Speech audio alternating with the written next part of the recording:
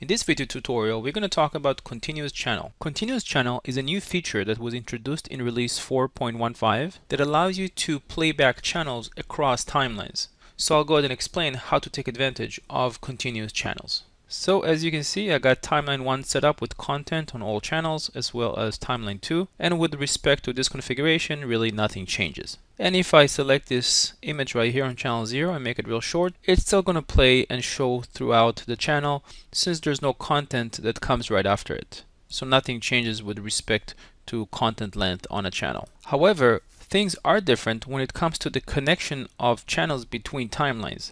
So for example, if I take this channel 1 right now, play it all the way to the back just like I do, and then go to timeline 2, of course when it reaches timeline 2 it'll go and switch into this video, arrow left.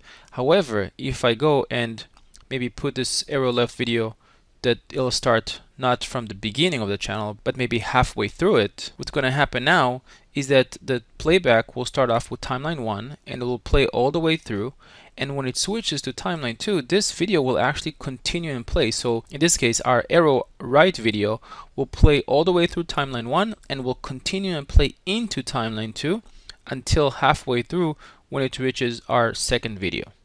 So essentially, continuous channel allows you to play channel content through timelines as long as there's no content at the beginning of the following timeline.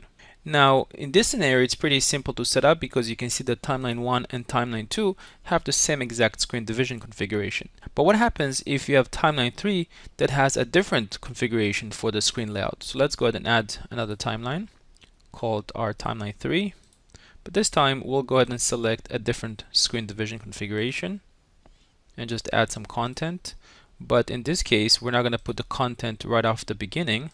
We'll actually put it so it starts later on the channel. So we're taking advantage of continuous channel, and maybe also put an image. And so in this case, when we switch from timeline 2 into timeline 3, we can see that we don't have the same exact number of screen divisions. So the system will try its best to actually map the screen divisions using their index numbers into the following screen divisions. And so to wrap things up, continuous channel allows you to play videos or RSS or any type of content from one timeline to the next, and this actually blends very nicely with the transition effects, because now with transitions you can simply enable transitions between content and not really have to worry about the transition between timelines. Now if you're not familiar with the GPU transition feature, I recommend you watch that video tutorial. I hope you enjoyed this quick tutorial, and thanks for watching.